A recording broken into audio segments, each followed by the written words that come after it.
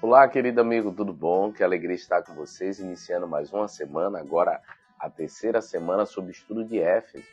E o interessante é que a lição ainda está no capítulo 1.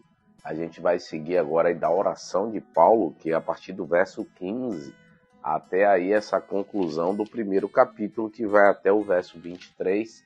Alguns aspectos interessantes para analisar, até o nosso verso para memorizar, está baseado em Efésios 1, 19 e 20, que diz assim: por meio do Espírito Santo, os crentes podem saber qual é a suprema grandeza do seu amor sobre nós, seu poder sobre nós. Os que cremos segundo a eficácia da força do seu poder.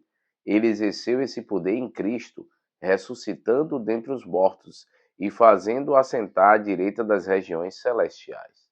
Você percebe desde o versículo 15 que Paulo começa louvando, dizendo que está orando a Deus pelos Éfesos. Paulo tinha uma preocupação deles voltarem à velha vida, submergirem ou estarem crendo nas crenças ali culturais dos deuses e acabar sendo influenciado ao ponto de abandonar a fé, achando que esses deuses tinham soluções para os seus problemas e poderiam resolver as suas dificuldades.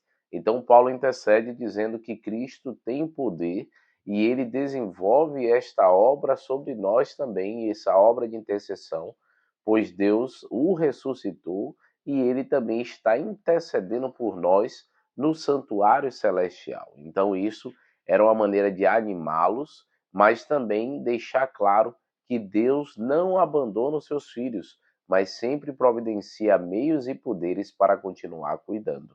Então, a lição dessa semana, ela vai trabalhar esse poder do Senhor Jesus e ele sendo exaltado, né? Então, até o título é o poder de Jesus exaltado. Cristo que foi o que?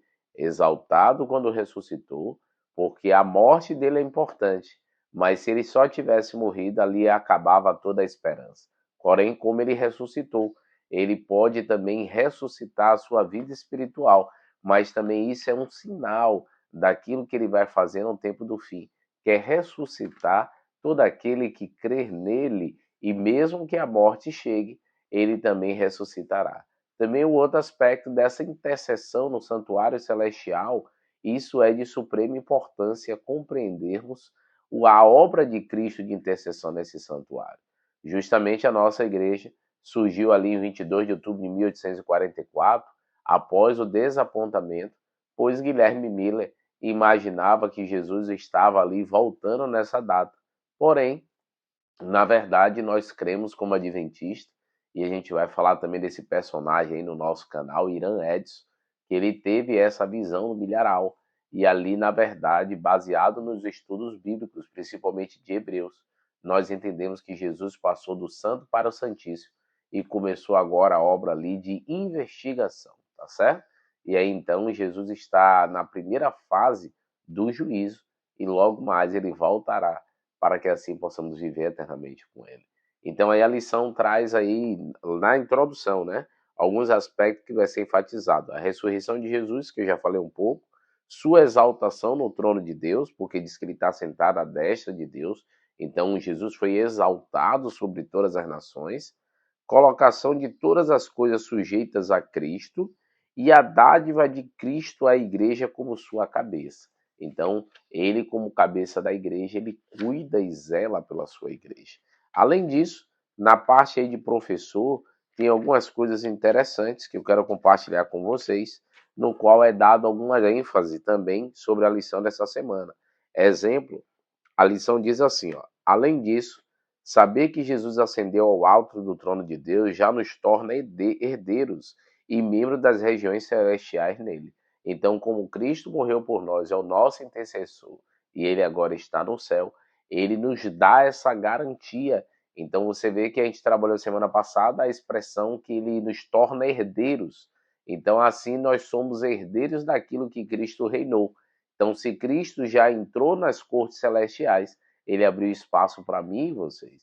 E aí a lição fala assim, ó, essa semana a ênfase vai ser a oração de louvor e ação de graça, que são essenciais na vida do crente, a importância de orarmos e estarmos intercedendo, tá certo? Então vai ser bom estudar sobre isso. Segundo, é indispensável experimentar o poder transformador de Jesus e do Espírito Santo.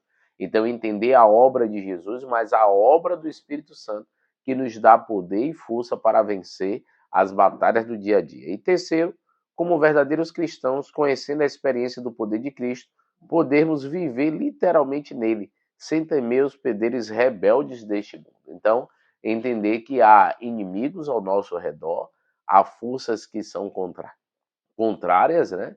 Mas temos um Deus que cuida de nós e nos dá poder para vencer as batalhas. Você crê nisso? Ore comigo nesse momento. Querido Deus, ó Pai, obrigado por mais uma introdução da lição. Abençoe os nossos amigos para que continuem participando e se envolvendo e aprendendo mais de Ti no nome de Cristo Jesus. Amém, Senhor. Deus te abençoe, queridos. Tchau, tchau. Até amanhã, 6 horas.